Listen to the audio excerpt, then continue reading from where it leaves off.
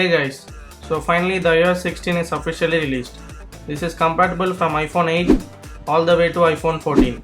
So here are some best new iOS 16 features. On the top, there comes the wallpaper customization. This is a really nice feature. So by holding the wallpaper, it opens up a menu which has a lot of options like the photos from your gallery or weather or astronomy or emoji. You can even customize your emojis and there are some default collections.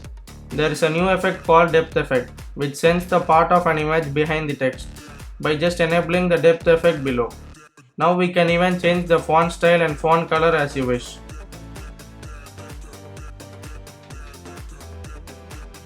Coming to the widgets, we can add those by clicking this widget box, then just click the widgets you like.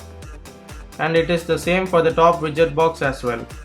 At last, don't forget to swipe left or right to choose the proper wallpaper options and then finally click add on top and you can set it as a wallpaper pair or you can even customize your home screen as a color or a gradient image or you can choose from the photos as well. Then click done and that's it, the wallpaper setup is done. The second feature is the thumb search, which is called the spotlight search. In this update, it has been brought below to a reachable height, which is very handy. Now it is so easy to access and you can search for any apps, websites and many more. In this new feature, we can copy the text from the video just by tapping and holding the text, then click copy and paste it in the Notes app or anywhere as you wish. So this feature shows the battery percentage on the top.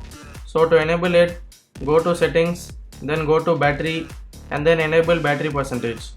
So there you can see it shows the battery percentage. Now if you take a picture of an object and then click and hold it in photos, it instantly separates the subject from the background. Then you can copy and paste it anywhere as you wish.